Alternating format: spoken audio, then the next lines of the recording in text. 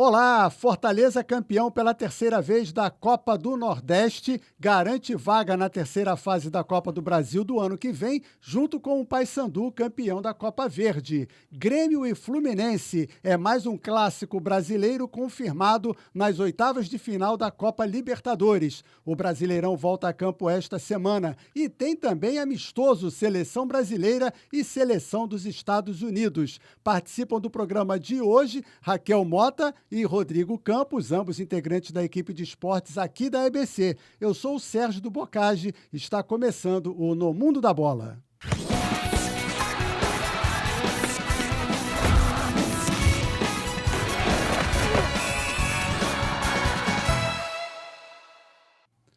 Olá, Rodrigo. Olá, Raquel. Satisfação receber vocês. Vamos falar do jogo da Seleção Brasileira, que terá também transmissão da Rádio Nacional. Qual a sua expectativa, Raquel?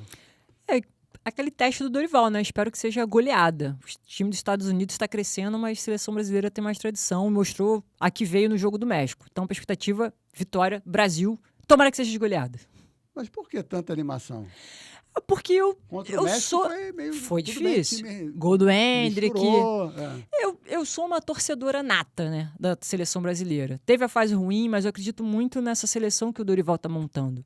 Então, os esquemas táticos estão funcionando. A gente vai ter provavelmente o Vini Júnior jogando, o Rodrigo, o Hendrick, vai ser o trio, né, do Real Madrid. Então, eu realmente acredito que o meio de campo e o setor ofensivo do Brasil responda. O time dos Estados Unidos não é uma seleção também de muita tradição. É claro que tem crescendo, tradição, mas o forte da seleção norte-americana ainda é no futebol feminino. Então, no futebol masculino, é uma força que está crescendo. Por isso que eu acredito que o Brasil, com o Dorival e os seus jogadores, acabe levando a melhor. Essa é a minha expectativa. E a sua? Tá empolgado também assim, Rodrigo? Gostaria de ter 20% da empolgação da Raquel. Um abraço, Bocage, Raquel.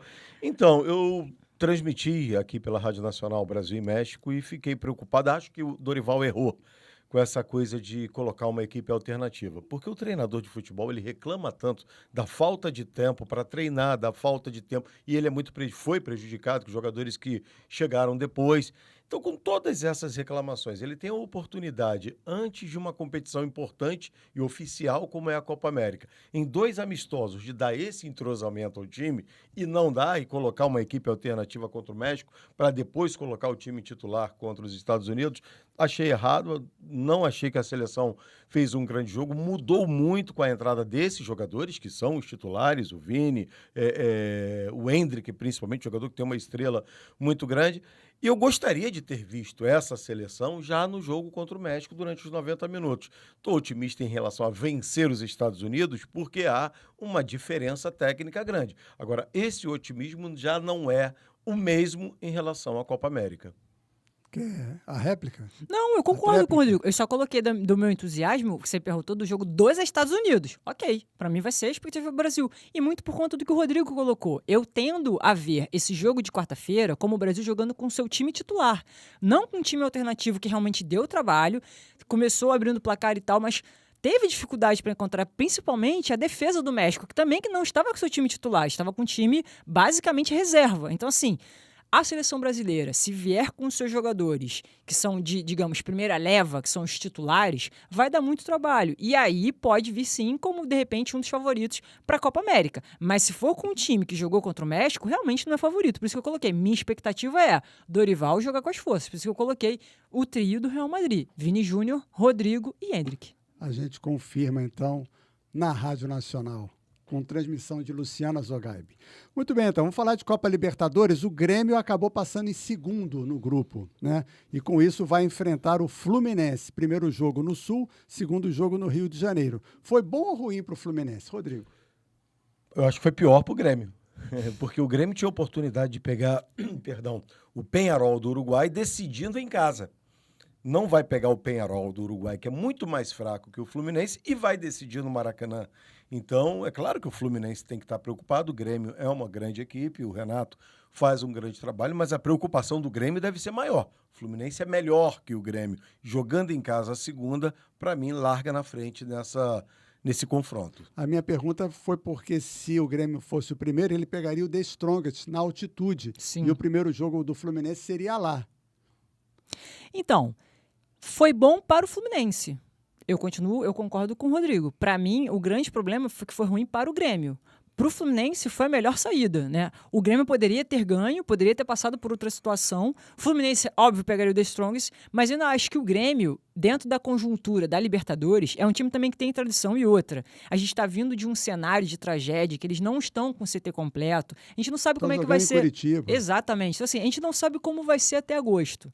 Mas tem uma questão que a gente não viu em outras competições, né? E que essa pode, de repente, ser o diferencial.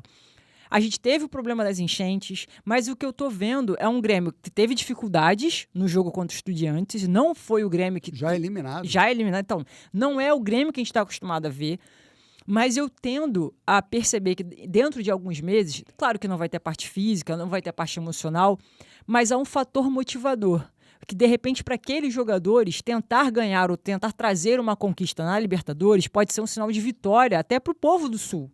Então isso para mim pode ser um fator diferencial na disputa contra o Fluminense. Tem a questão técnica, sem dúvida. Agosto. Exatamente, que é só em agosto, 14 de agosto, que é a primeira partida que volta das oitavas da Libertadores.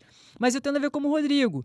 O Fluminense hoje está muito bem, mas eu acho que o fator emocional e motivacional do Grêmio pode ser o grande empecilho para essa partida, decidindo, ainda que decida em casa, no Maracanã. Eu ainda vejo o Grêmio como algo que pode dar trabalho para o Fluminense. E quem passar, muito provavelmente, vai pegar o Atlético Mineiro, que cruza contra o São Lourenço da Argentina. Por outro lado, com o The Strongest em primeiro lugar, sobrou para o Flamengo. O Flamengo já encara o Bolívar na altitude, primeiro jogo em casa, e se passar, pega Peñarol ou The Strongest novamente na altitude da Bolívia. E aí como é que fica, Raquel? Aí fica ruim pro Flamengo, né? Porque na Lembrando altitude... sempre que o Flamengo fará contra um ou outro o primeiro jogo em casa. Sim, mas de qualquer forma, você ter que decidir na altitude, pro Flamengo é pior. Então, assim, o Flamengo teria que abrir um placar, no meu entendimento, elástico, para que não tenha novidades na altitude. E aí isso dificulta demais para o Flamengo. O que eu vejo é, o Flamengo pode ter dificuldade também por conta de jogadores que possam ter se lesionado de repente na Copa América, que venham com desgaste. Isso tudo pode complicar principalmente o meio de campo do Flamengo, que hoje é basicamente uruguaio. Você pega os dois jogadores de referência do meio campo do Flamengo, o Arrascaeta e o De La Cruz, certamente eles vão jogar pela seleção uruguaia. Então, como eles chegarão? Como eles retornarão da Copa América? E isso pode ser também um problema para o Flamengo jogando lá na altitude. Provavelmente vão voltar mais descansados, porque nesse período teremos mais jogos do Brasileirão do que de Copa América. Sim, também. Mas, de qualquer forma, você vai ter o desgaste da viagem, de treinamento e tal, e ritmo de jogo. Então, eu acredito que esses fatores, Copa América, também possam influenciar e muito no Flamengo, que deve ficar pelo menos sem 8 titulares, que devem ser convocados para as suas seleções nacionais. Por enquanto são 5, né? Cinco. É porque eu tendo a majorar as paradas, né? Não, tem 2 pré-convocados para a seleção brasileira. Sim. E tem ainda os uruguaios. Então, eu tendo a ver o Flamengo com dificuldades muito por conta da parte física dos seus jogadores. E aí isso pode trazer problemas na altitude. Essa questão da altitude é tão séria... Só para completar a minha questão, que o Flamengo fez 4-0 no Bolívar, aqui no Maracanã. Mas é diferente. Sim, né? É o fator altitude. Essa altitude, de fato, é um problema inegável para todos os clubes do Brasil. Porque a diferença técnica do Flamengo para essas 3 equipes, de Strongest, Peñarol e Bolívar, é um abismo. O Flamengo é muito melhor. Então a gente só está colocando isso de forma pertinente, tem que ser mesmo colocado, por causa da altitude. Porque se é num terreno normal, é quase como certo, não certa a vitória, mas o favoritismo é muito grande, até pela superioridade do Flamengo. Esses desfalques que podem acontecer, né? O Flamengo perdendo esses jogadores, mesmo assim, com o elenco que o Flamengo tem, o Flamengo entra contra qualquer um desses adversários, apesar da altitude, na minha opinião, com um favoritismo. Muito bem, então. E os outros brasileiros envolvidos na Copa Libertadores, o São Paulo, como primeiro colocado, enfrenta o Nacional do Uruguai, primeiro jogo lá, o segundo em casa, e teremos outro clássico, Botafogo e Palmeiras. O que é mais difícil, então? Grêmio e Fluminense ou Botafogo e Palmeiras? Eu acho Botafogo e Palmeiras. Até porque eu acho o Palmeiras tem o melhor elenco do Brasil. mas o futebol melhor jogado no Brasil nas últimas semanas, e o futebol ele é muito dinâmico, né? O Flamengo recentemente goleou o Vasco 6-1. É. Então, Mas uma semana antes estava um lixo. Exatamente. Então, pode ser que daqui a 2 semanas estejamos aqui falando, o Botafogo caiu muito. Mas neste momento, o futebol do Botafogo é mais vistoso que o futebol do Palmeiras. Então, para você, Botafogo e Palmeiras é mais imprevisível do que Grêmio e Fluminense. Por isso, por um ter então, o melhor quem passa elenco, no Grêmio e Fluminense? eu acho que passa o Fluminense. Tá bom. E aí, Raquel, o que é mais difícil de prever? Eu acho que o mais difícil de prever dentro desse contexto ainda é Grêmio e Fluminense. Então, quem passa, Botafogo ou Palmeiras? Eu acho que Palmeiras passa. Então tá bom. Então já curto e Palmeiras grosso passa. está resolvido. Eu falei no início sobre o Fortaleza. Não sei se vocês estavam na transmissão, né? Mas o Fortaleza venceu em casa e perdeu depois para o CRB por 2-0. Mas um dos melhores momentos. Se classificou nos De pênaltis. jogaço. Né? Com Foi erros merecido artilheiro. para o Fortaleza? Muito merecido.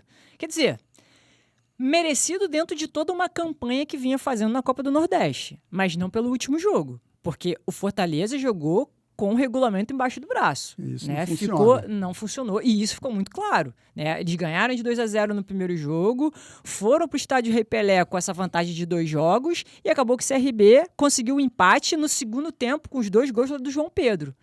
E aí foi para os pênaltis. E, infelizmente, o CRB teve o seu artilheiro... Infelizmente para o CRB. Sim, para o CRB, claro. Felizmente para a torcida do Leão do Pici. Mas foi aquela emoção. E, claro, pênaltis. Não é loteria. Não, a gente vê que é algo técnico, é algo que é trabalhado, é batido, e o artilheiro do CRB acabou perdendo. Fortaleza campeão. Mais um título para o Vojvoda. Então, Fortaleza e Paysandu já classificados. E aí, Rodrigo, se você olhar todos os já classificados para a Copa do Brasil do ano que vem, só um time não está classificado dos que disputam a Série A no momento, que é o Corinthians. Que fase, hein?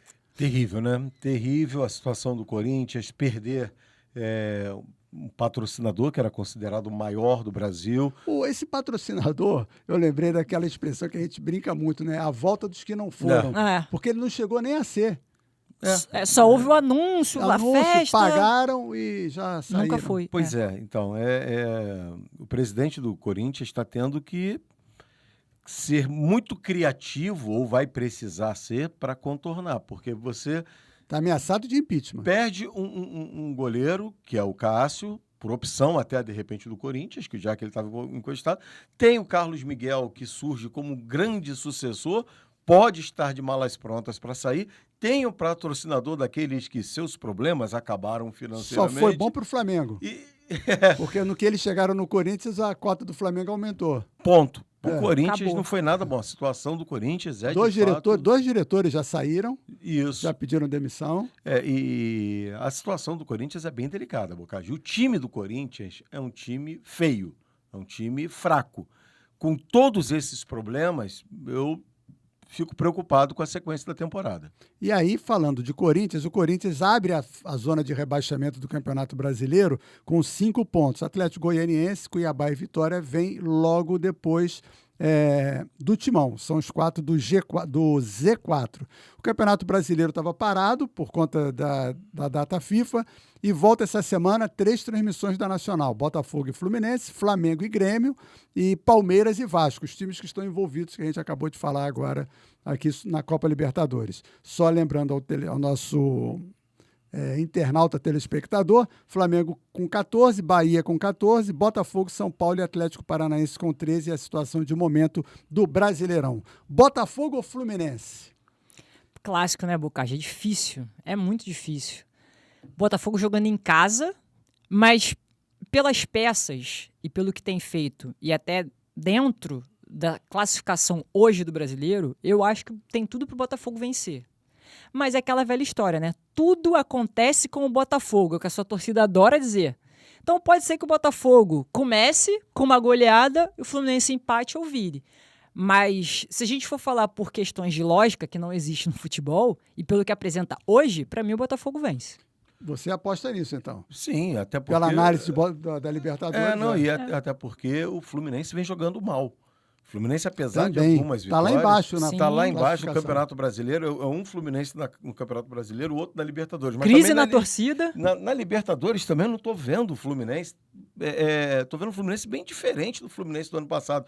E outra coisa, com erros previsíveis. De uma defesa envelhecida, de uma defesa que ainda insiste em sair jogando, com um goleiro que é espetacular com as mãos, como deve ser, e muito fraco com os pés. E o Fluminense vem tomando gols, vem assustando. E agora chegou o Thiago Silva. Melhora? Melhora, mas não é a solução dos problemas. Pela idade que ele tem e pela idade dos companheiros. Se o Thiago Silva chegasse esse mesmo Thiago Silva para jogar ao lado do Nino, eu ia falar, o Fluminense está com uma zaga espetacular. Agora, esse Thiago Silva para jogar ao lado do Felipe Melo, tendo na frente o Ganso, tendo do lado o Marcelo, tendo lá na frente, enfim, com jogadores acima dos 35, não vejo o motivo para essa euforia toda. Então, Botafogo para vocês dois Favorito. passa. Sim. Flamengo e Grêmio. Flamengo. Mesmo com todos os desfalques? Mesmo com Mesmo. todos os desfalques. O Flamengo é melhor que o Grêmio, mesmo com esses desfalques, acho que o Flamengo passa. Concordo. Pra mim, o Flamengo passa. Muito bem. Palmeiras e Vasco. Em São Paulo. Então, aí já complica um pouco o cenário para o Vasco, né? Palmeiras jogando em casa, se você pegar o retrospecto, ele ganhou praticamente todos os jogos, né? O Vasco a gente sabe que está vindo de um momento delicado, com um elenco também que não está com a sua melhor forma, então eu tendo a ver vitória do Palmeiras. Não sei de quanto, mas será a vitória do Palmeiras. Eu acho que aí tem uma diferença técnica tão grande e se evidencia, porque tá todo mundo lembrando, o Vasco perdeu 6-1 pro Flamengo. Sim, mas antes perdeu 4-0 pro Criciúma, que foi goleado pelo Cuiabá, que não tinha marcado gol ainda na casa do Cuiabá, na casa do Criciúma. Então, para você ver que a distância... Mas era outro técnico, né? Mas o time era o mesmo.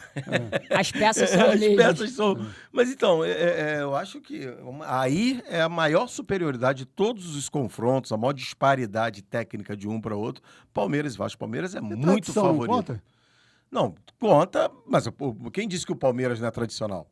Sim, mas o Vasco também. Sim, mas se é uma grande equipe que não tem tanta tradição ou não tem tantos títulos, mas um time muito bom, contra um que é tecnicamente inferior, mas que tem uma tradição, tem camisa, aí pode se prevalecer. Agora, nos dois casos, Palmeiras tem camisa, Vasco tem camisa, tem torcida, tem título, tem time e o Vasco não tem time. E o que você achou da chegada do Felipe?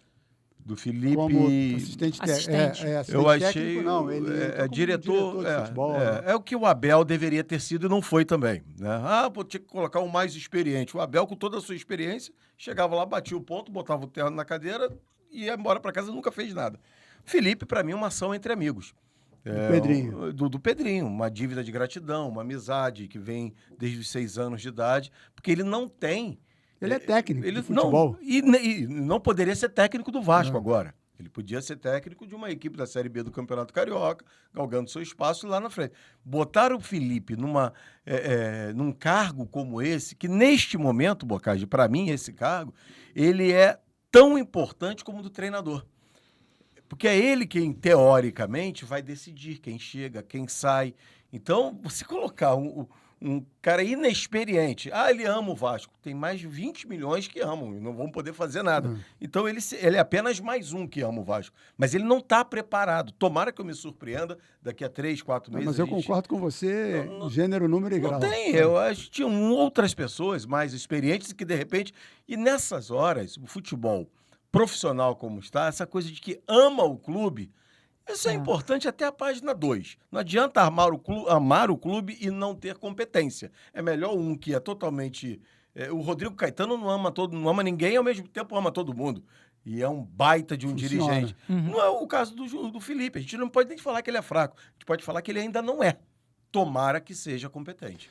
E essa semana que passou, pelo menos, uma coisa que eu vinha cobrando sempre, o ex-presidente Jorge Salgado se manifestou com relação a toda essa crise envolvendo aí Vasco e 777, e ele defendeu de novo, né, a venda do clube, enfim, de 70% do clube, que agora já são 40%, porque só 30% permanece a 777, mas pelo menos se posicionou e disse, abram um contrato, que ele não queria antes, que vão ver que a gente trabalhou direitinho. Então... Trabalhou direitinho, na opinião dele, na negociação com a 777. Porque trabalhar direitinho, ele não trabalha direitinho no Vasco há 20 anos. Ele e 90% dos dirigentes que passaram por ali, e por isso o Vasco foi vendido. Exatamente por isso. Mais ou menos por aí. Bom, o Campeonato Brasileiro, já tivemos 7 rodadas, 5 jogos a menos por conta dos times do Sul envolvidos na tragédia que aconteceu nessa região do país.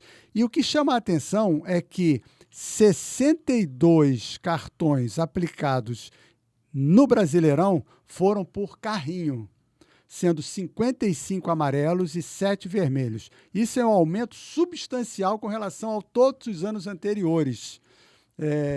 Diminuíram os números de cartões por reclamação, nos outros a média se manteve, mas por carrinho, 62 cartões esse ano. Me parece que ano passado foram 30 e poucos, até a 7ª rodada. Aumentou muito, então. Aumentou muito, sim. 100% Grande aumento.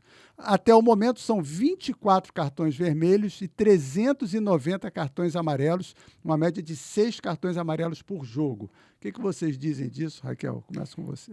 Eu acho que isso pode ser uma resposta. Desculpe, eu vou só completar. Essa questão do carrinho, eu marquei isso porque a gente teve Copa do Brasil, a jogada do Bruno Henrique, que foi expulso. E no Flamengo e Vasco, João Vitor, né?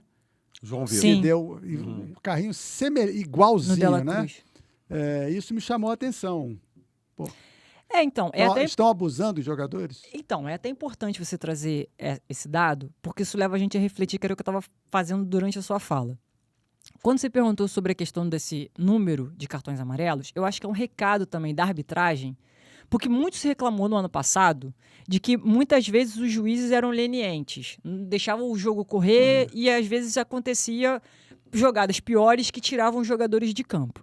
Dessa vez, a impressão que a gente tem é que a instrução da CBF para os árbitros é punam.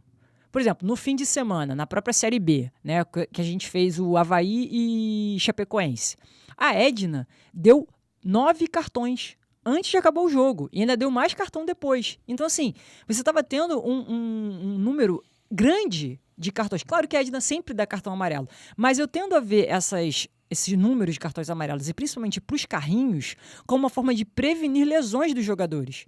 Porque esses carrinhos têm sido, sim, muito violentos. Às vezes, os jogadores... Porque carrinho é uma prática no futebol, a gente sabe isso, sempre teve. Mas o problema é como esses carrinhos estão sendo colocados hoje. Você vê, por exemplo, no próprio lance que você colocou do João Vitor.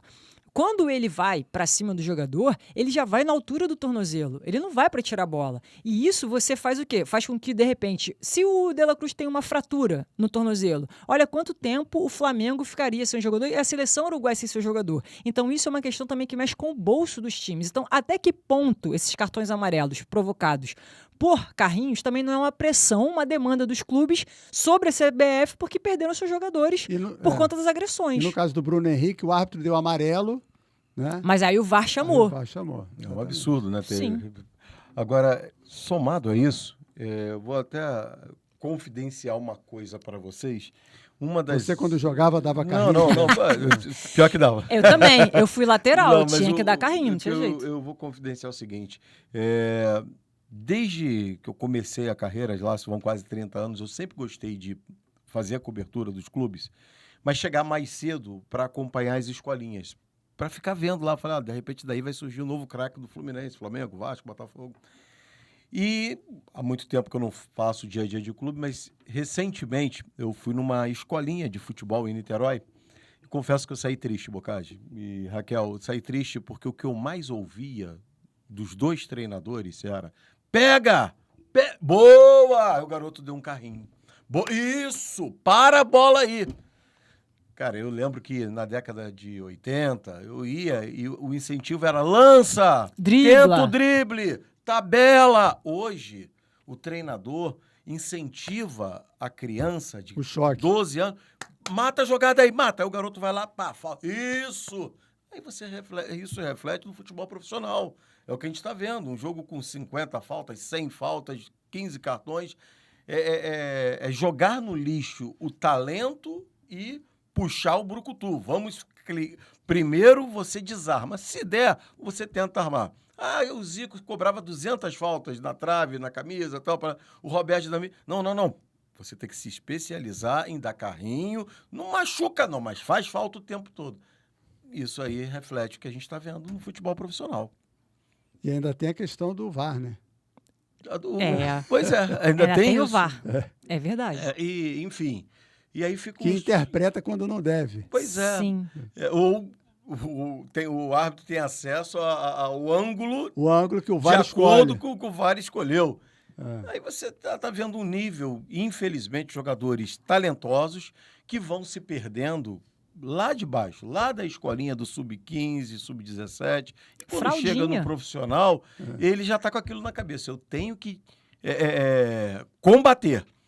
Mas cria. Não, criar só se der. Minha função aqui é não deixar ele atacar. E aí o futebol fica burocrático, feio e muitas vezes